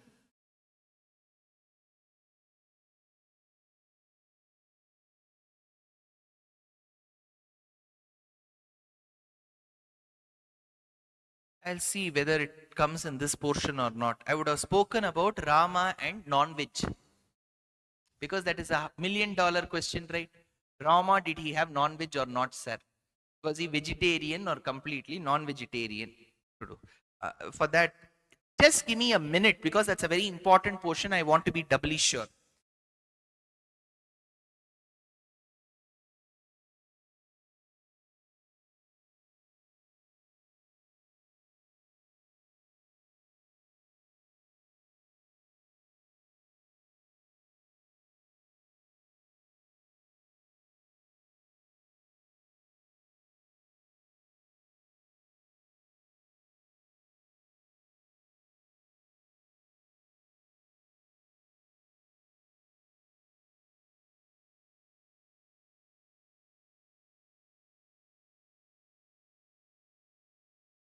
What is that? 281.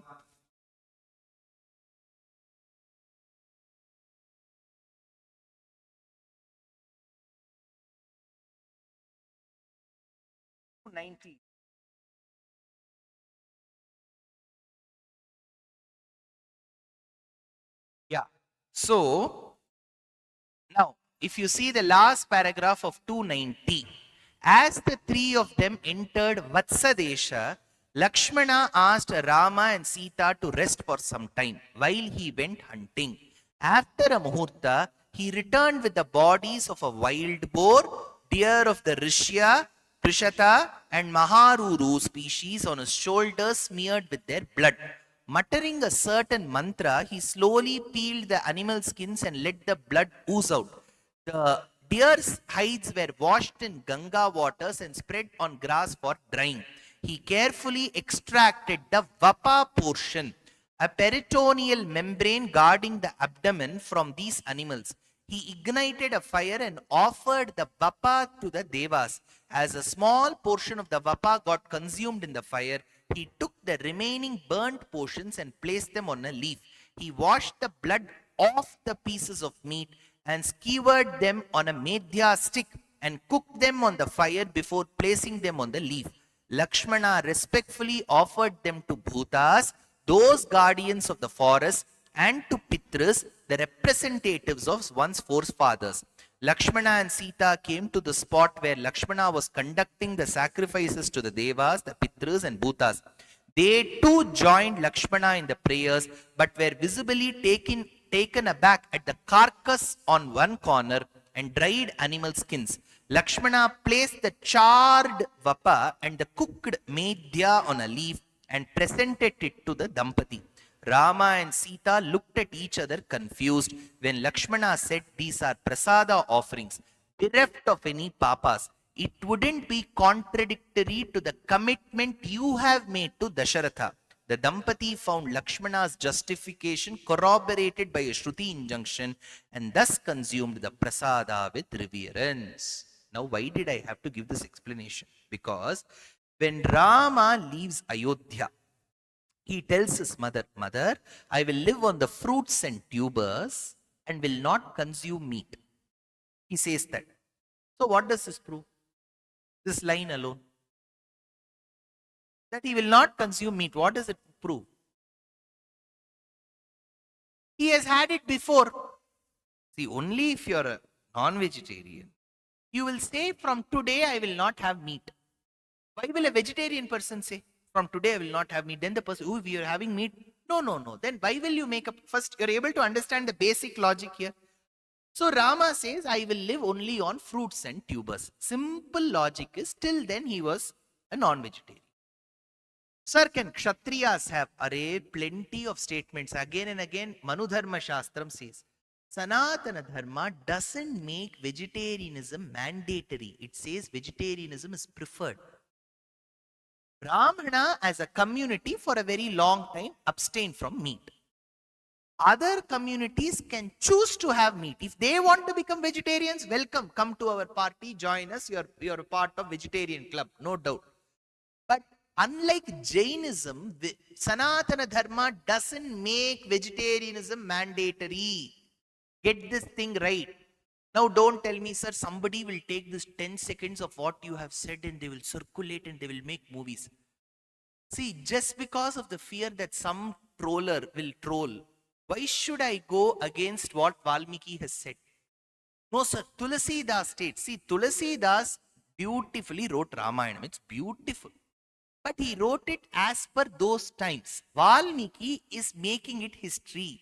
As per Sampradaya Acharyas of Smarta, Vaishnava, Madhva Sampradayams, they have to take Valmiki. Now, what did Rama say? That I will not have meat. Then, sir, why did he have it now? Correct? Is my question right? Now, we need to understand that meat consumption, suppose, I'm just giving you an example. Many of my followers will be vegetarians. Many of them will be non-vegetarians. I don't take a census. If they come, they listen and go.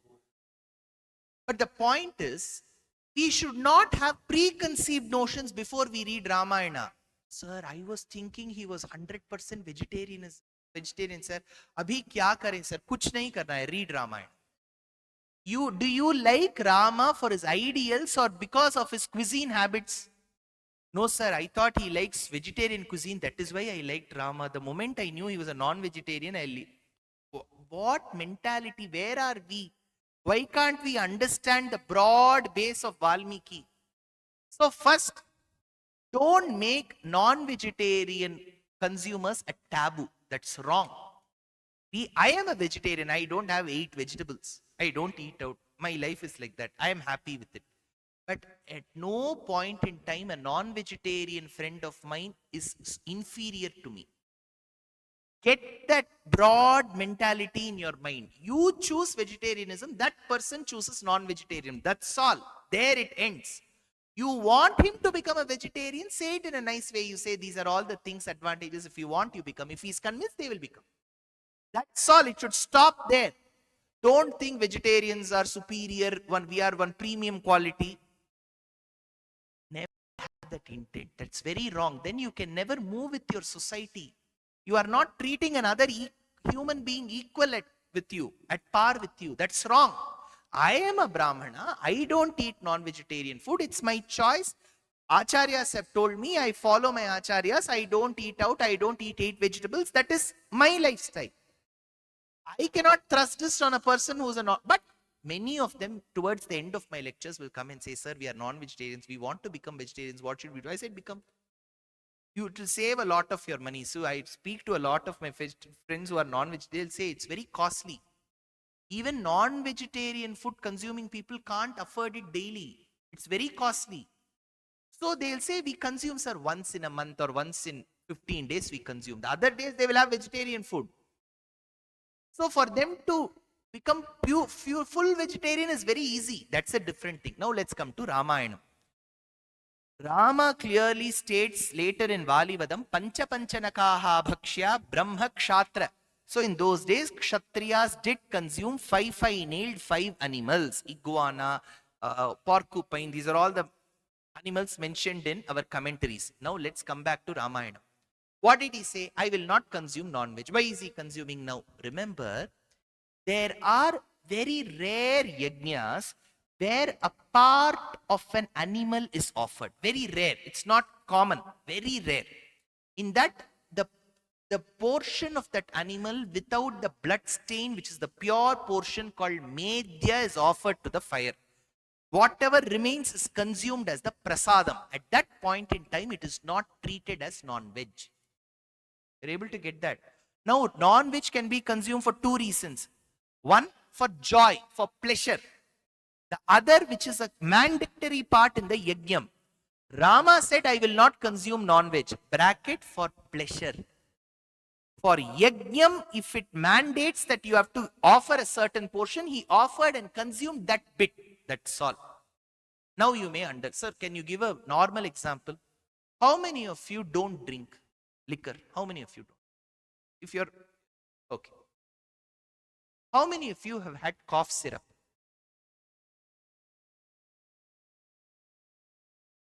Then will I say that you are a drunkard? No. For that medicine, that alcohol is required.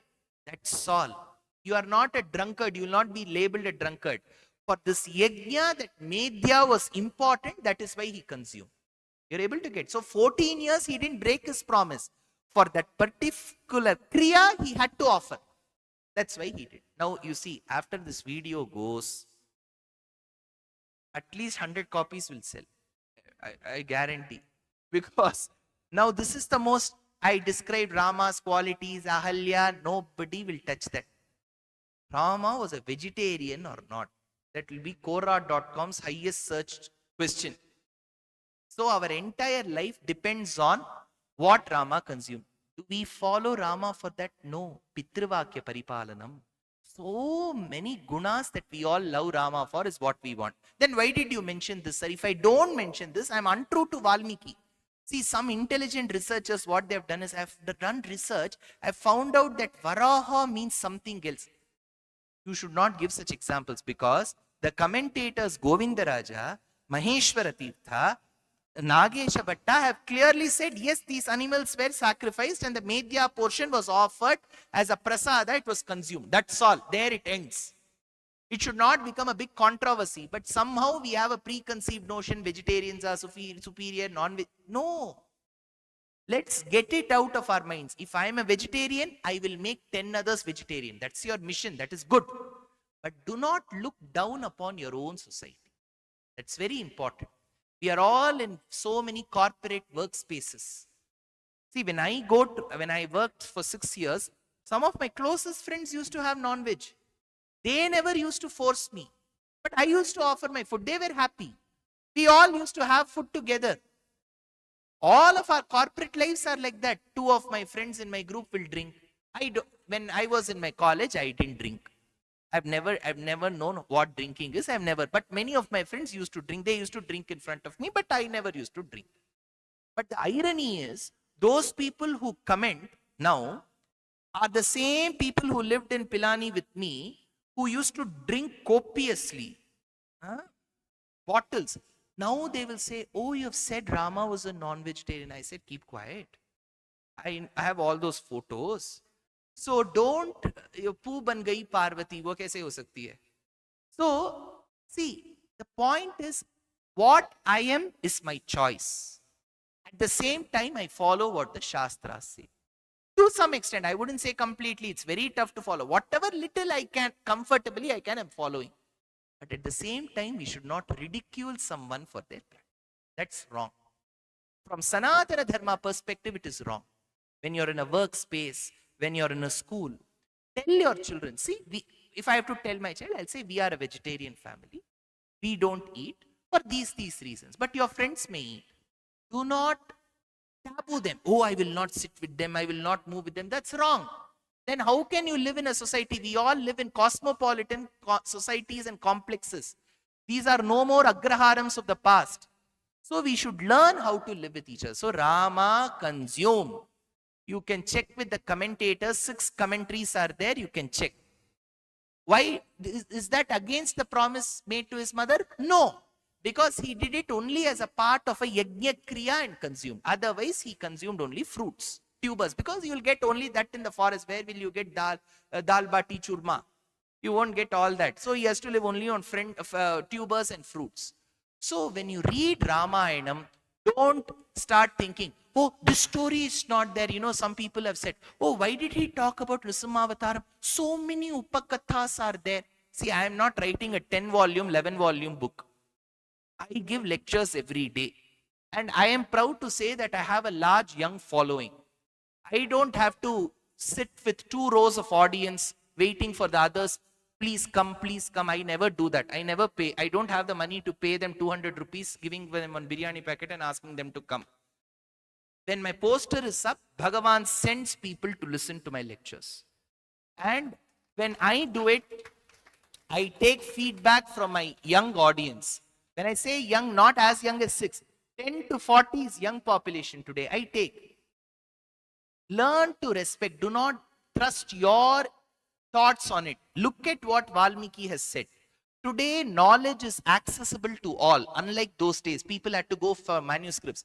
If you keep hiding information, so don't tell this information, sir. You don't tell that. As if I don't tell, it is not available on the internet.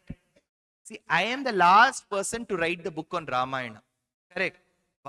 Right from the days of Rajaji, Kamala Subramaniam, R.K. Narayan, Ashwin Sanghi, all their books are there. Ashok Banker, then Amish Tripathi. Loads of people have written on Ramayana. Mine will be the 1001th book.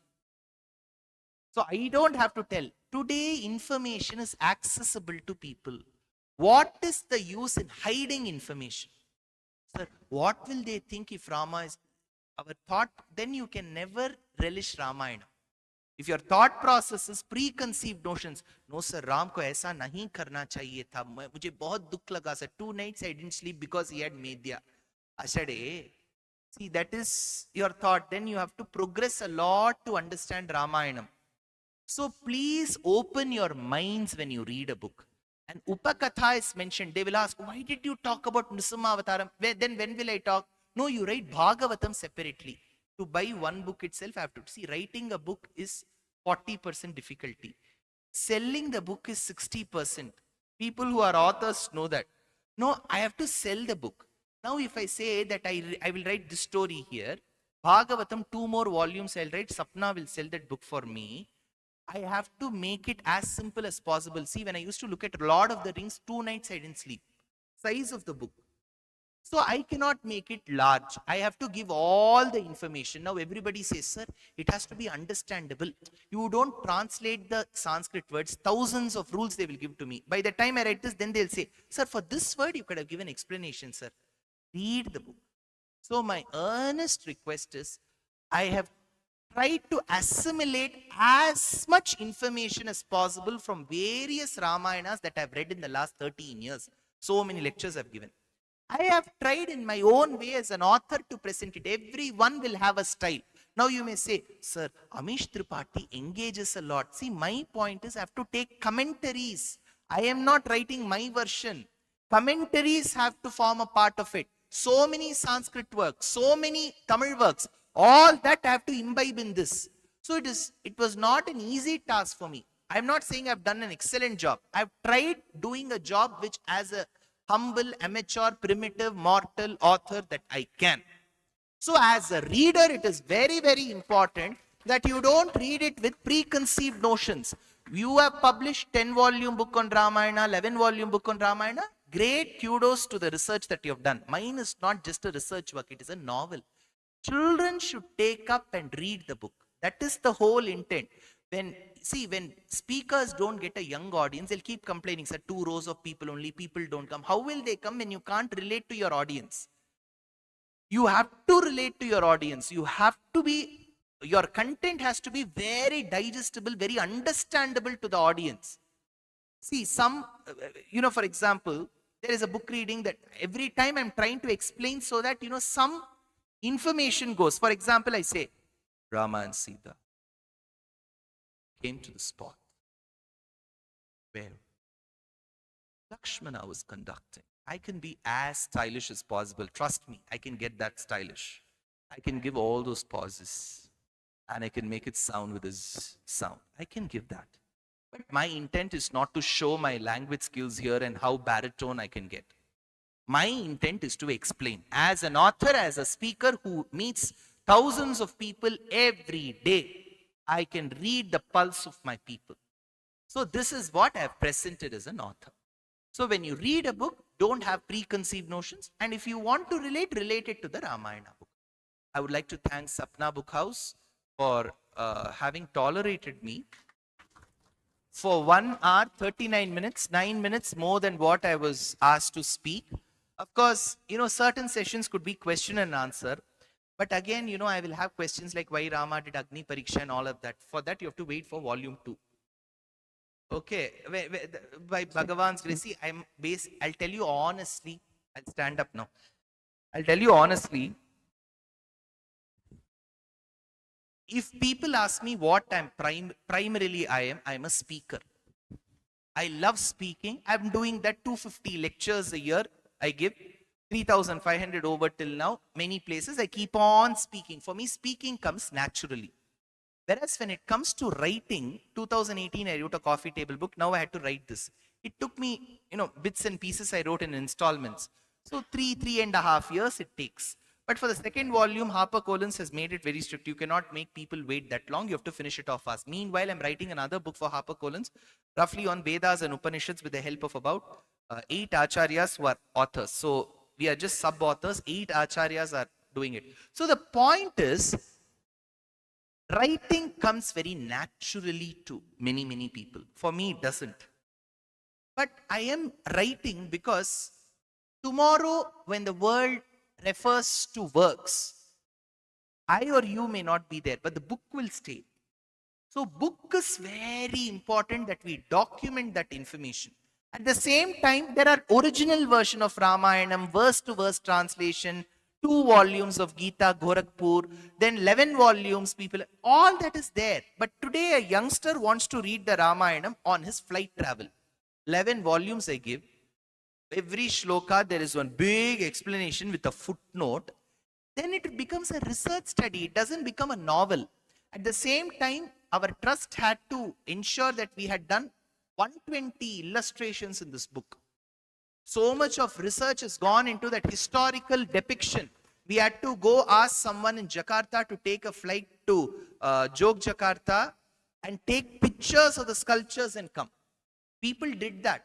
It's not an easy task to get those pictures of Cambodia and Jakarta that easily. People have worked, but all of you have made it very special. So I'm extremely happy. Again, thankful to Sapna Book House, to all the great people that I see here, and the entire team that has done such a marvelous task of organizing this on a Friday evening in Koramangala in Bangalore. See, if Koramangala is in a way center, then you've got traffic here, all junctions, wherever. See, bypass surgery first has to be done to our roads more than to us, right? Everything is a choco block. So people just stay, but you've all made it so special with your presence. And September 5th, I'm speaking in Tamil at the Venugopala Swami Temple in Malleshwaram evening. And September 8th, I'm talking on the topic Krishnam Vande Jagat Gurum in English. That's a proper discourse, a traditional lecture in English for 2 hours at the SSMRV Dental College, JP Nagar. So thank you once again. If you have bought your books, I can sign them for you. And if you want to buy books further, I think Sapna has a beautiful collection of books and it offers them at some discount as well. And they have an online store as well so that you can buy. So, yeah, please. So, first of all, I'm extremely thankful to Natasha for arranging all of this with her entire team. All of them have worked. So, with this, I conclude.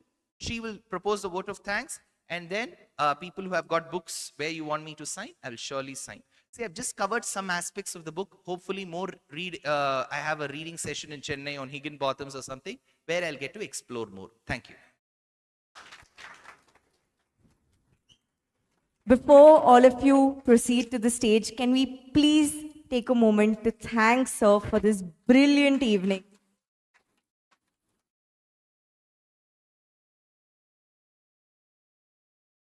That's what we wanted to do. We wanted everyone to just thank you. And sir, it's been a brilliant, brilliant evening.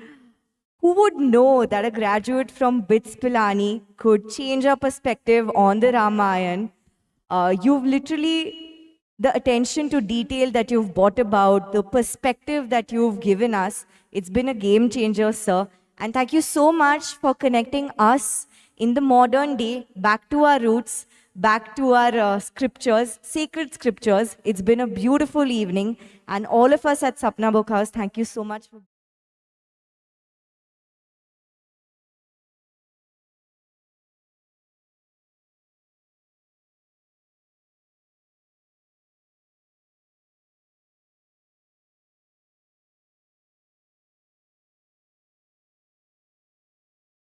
May I request all of you to please be seated for a couple of minutes? Thank you.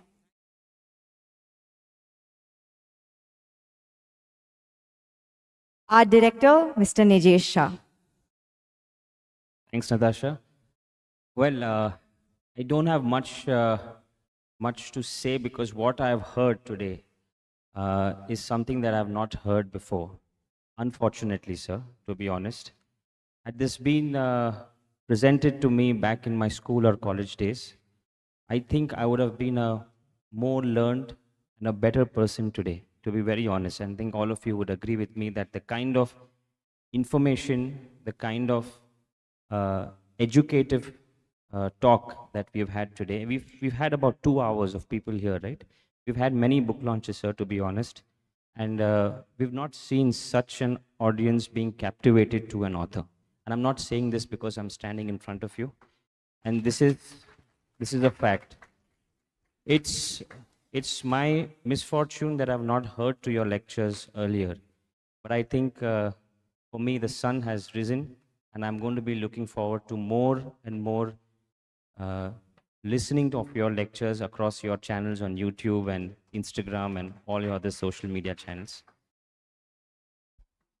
I would also like to mention one small aspect, as Sir mentioned, that there are a lot of books that have been written, and Sapna as a bookstore have sold a lot of books on Ramayana.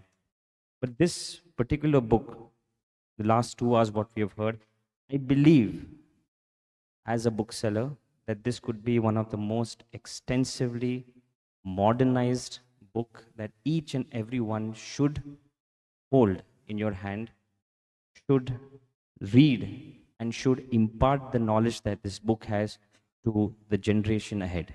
This is a fantastic book that has been written, and we all are truly honored that a person like you have mentioned many times, the gods have showered their blessings upon you, and through you, we've witnessed such a wonderful story, wonderful book. Lastly, I would like to, with your permission, thank the audience. They've been quite learned. I was feeling the most uneducated here, to be honest. I was feeling quite dumb in the most prequel way, if I can say, because a lot of them were able to answer, were able to relate to the questions that you had, specifically on the Sanskrit language, on the historical versions of Ramayana. And I would like to thank all of you, and really wonderful to have all of you on this Friday evening, and bless Sapna Book House with this wonderful, educated audience. We've never had this kind of an audience, and we're truly, truly happy today. So, sir, because of you, we've had this wonderful audience. So, thank you. Thank you so much. And just a 2 cents to the Sapna Book House team. They've been here since morning. They're trying to arrange everything, and thank you all. Thank you to Natasha, the marketing team, Tanmay, Sachin, Vasant, Vinod, Anthony, MCK, Edward, Dayalin. Thank you all. As Team Sapna, again and again, you've spent a lot of hours in arranging sessions with authors and readers, and nothing more blessed for a reader to be in touch, to be in conversation with their beloved authors. So thank you, Team Sapna. That's about it. Once again, sir, it's been an honor. It's been a privilege to have you today. it's been a blessing actually. So thank you so much. I'll leave it up to the audience now to be in conversation. I think, are we having question answers? Okay. I made this announcement before. Next year, June 2025, our trust Deshika Daya, along with TCS, is doing an online aptitude test called Rama Pariksha. So based on the book, there'll be 160 questions. So it will be a very tough exam. So anybody can write. Question paper won't be leaked. There won't be question paper leaks. It won't have to go to the court at all. So anybody can apply and you can take it up on your device. Take this as a challenge. 160 questions and you have to remember all the information given in the book. That will be completely based on the book. So I'm sure all of you can do it. Ask your family members. This is one exam where the entire family can do it. Right? Do it. Yeah, thank you.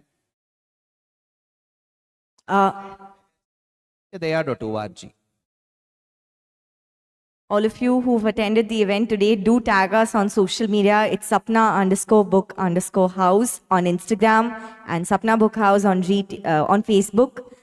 We have the book on a very special discount today. It's on a 20% off.